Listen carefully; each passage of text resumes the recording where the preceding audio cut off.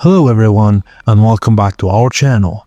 Today we're gonna see how to convert a PDF file into Word document. Don't forget to subscribe to the channel for more tips and tricks.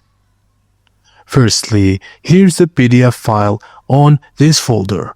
It's a sample resume with a text and a photo. Pretty typical stuff. Now, open up Microsoft Word. You can use any recent version. I am using Microsoft 365, the latest version. Once Word is open, all you need to do is drag and drop the PDF right onto the Word window. When you drop the PDF in, you'll get a message that says Word will convert it to an editable document. Just click OK. It might take a second depending on how big your PDF is. And that's it. Your PDF is now fully editable. You can change text, update your name and move around images. Basically treat it like any Word file. And that's it guys. Thank you for watching and please don't forget to like and subscribe for more.